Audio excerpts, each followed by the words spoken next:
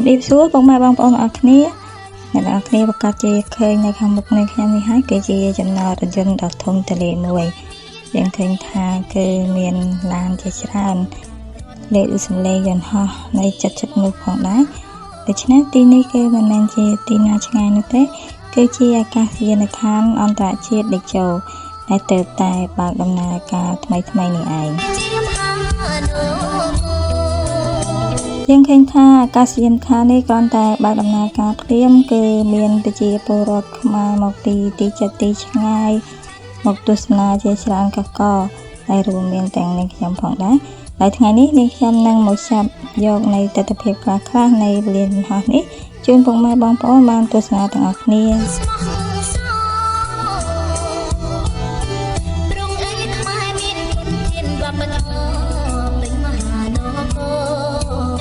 อากาศเย็นทานออนตะเชียเด็กเจ้าไตรบานสาสองล่างในเลบไตดอกทมตัวเลี้ยประมาณเชียปีปอนประมวย100 เฮกตาร์คือสถานในของสรกกันดาสตึงขาดกันดาดังพลายคลาคือในสรกปฏิขาดตะกาวได้เมียนจำง่ายประมาณเชียมา20 กิโลเมตรปีกันดาริเทนีพนมเปญ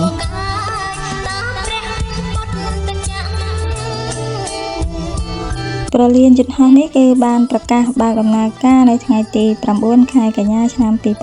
2025និងសម្ពោធផ្លូវការនៅថ្ងៃទី20 ខែតុលាឆ្នាំ2025នេះឯងដោយជំនួសឲ្យពលានយន្តហោះចាស់ពោធិ៍ចន្ទង់អាកាសយានដ្ឋានអន្តរជាតិដេជោជាពលានយន្តហោះដែលធំជាងគេលំដាប់លេខ4នៅលើពិភពលោកនិងត្រូវបានចាប់ថ្នាក់ជាលំដាប់ 4F ដែលជាកម្រិតខ្ពស់បំផុតនៅក្នុងវិស័យអាកាសចរណ៍អន្តរជាតិហើយនៅទីនេះគឺអាចទទួលបានយន្តហោះគ្រប់ប្រភេទរួមទាំងយន្តហោះខ្នាតយក្សផងដែរដូច្នេះមកដល់ទីនេះគឺយើងឃើញមានយន្តហោះធំហោះចូលពលានយន្តហោះនេះជាច្រើន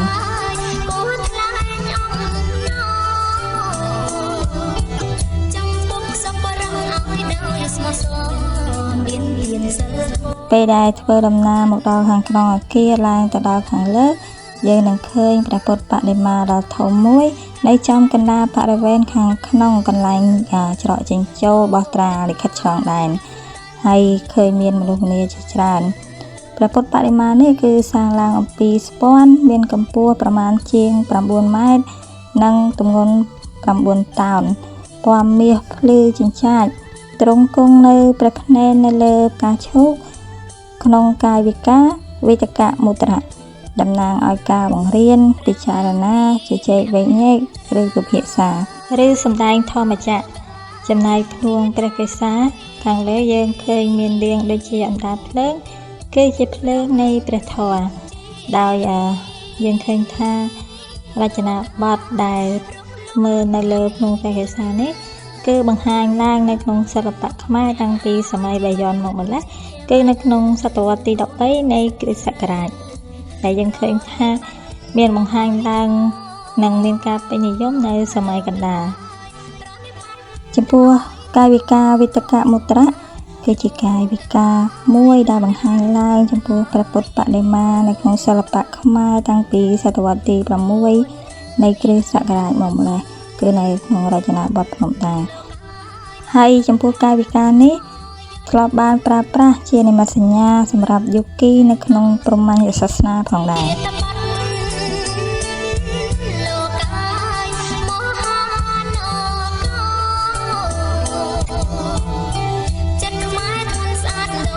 យើងឃើញថាប្រជាពលរដ្ឋខ្មែរបាននាំគ្នាមកដល់ទីនេះជាច្រើនកកគោរពសក្ការៈសូមសេចក្តីសុខសប្បាយនិងខ្លះទៀតបានចាប់យករូបភាពដ៏ល្អវិចិត្រនៃព្រះពុទ្ធបដិមានេះដែលព្រះពុទ្ធបដិមានេះគឺបានឆ្លាក់ឡើងតាមលំនាំរចនាបថបុរាណរបស់ខ្មែរយើងខ្មែរមានពោចពងលោកអាយរំរឿងក្រៃលែសង្កលស្ញប់ស្ញែចេញមកដល់ខាងក្រៅនៅផ្នែកខាងលើនេះគឺយើងឃើញលំហដ៏ធំទូលាយនៅខាងមុខហើយមើលឃើញវាលដ៏វែងអន្លាយ ហើយមើលឃើញភ្នំមើលឃើញវាស្រែជាពិសេសនោះនៅខាងឆ្វេងដៃគឺយើងមើលឃើញអគារខ្ពស់ៗដែលជាអគារនៃរាជធានីភ្នំពេញរបស់យើងនេះឯង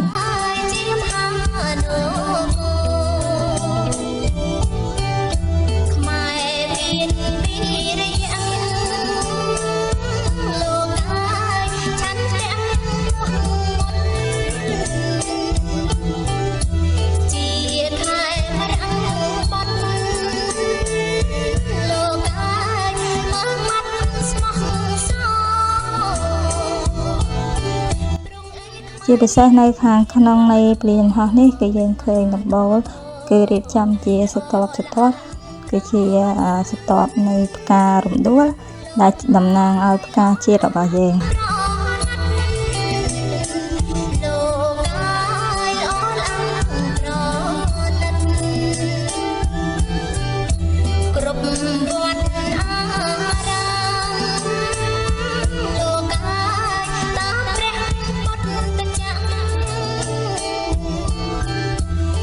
ខាងក្នុងនេះក៏មានភោជនីយដ្ឋាន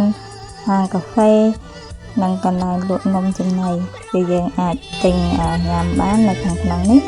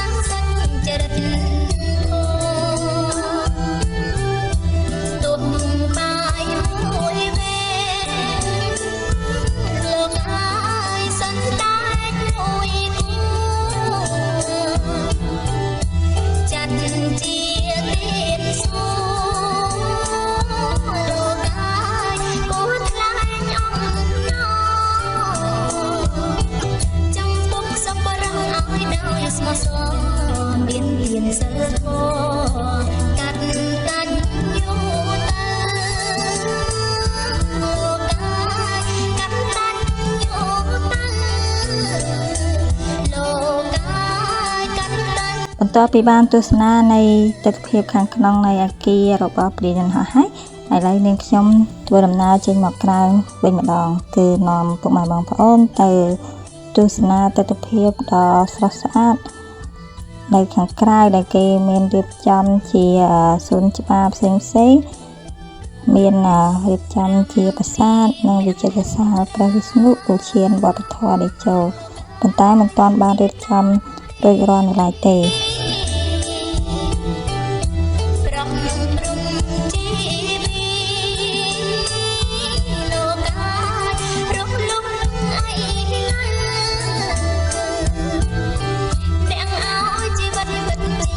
នៅទីនេះគឺមានផ្ទះឈើដែលមានក្បូរក្បាច់ដ៏ល្អវិចិត្រមួយដែលឃើញថាផ្ទះឈើខ្មែរគឺនាងខ្ញុំស្រឡាញ់តែម្ដងដូច្នេះសូមទៅទស្សនានៃផ្ទះនេះនៅខាងលើជាមួយនឹងខ្ញុំទាំងអស់គ្នា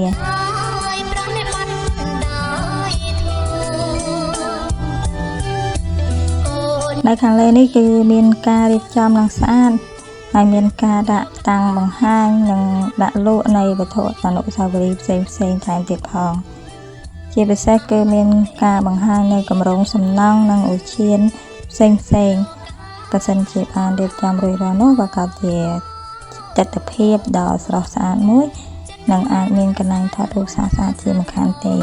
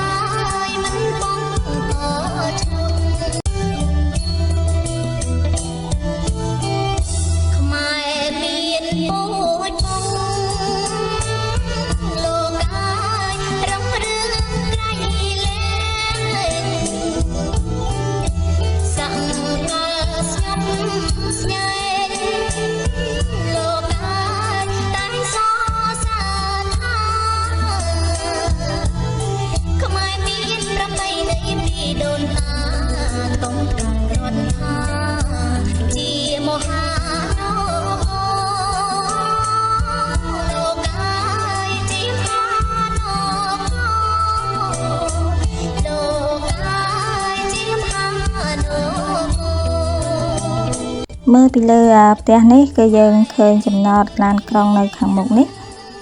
ហើយគឺជាមធ្យោបាយធ្វើដំណើរដែលងាយស្រួលបំផុត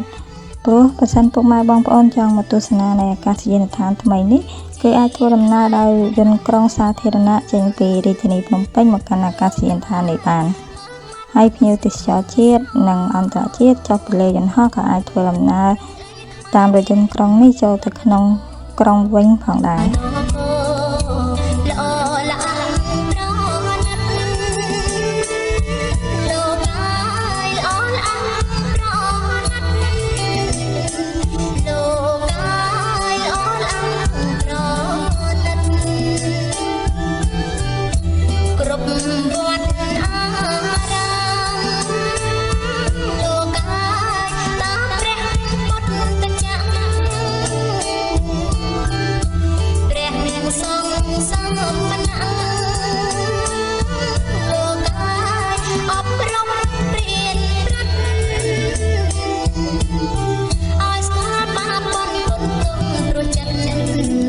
ចំពោះវីដេអូនេះខ្ញុំសូមបញ្ចប់តែប៉ុណ្ណេះសូមអរគុណពុកម៉ែបងប្អូនដែលបានទស្សនាតាំងពីដើមរហូតដល់ចប់សង្ឃឹមថានឹងបានជួយពុកម៉ែបងប្អូននៅវីដេអូក្រោយៗទៀតសូមអរគុណ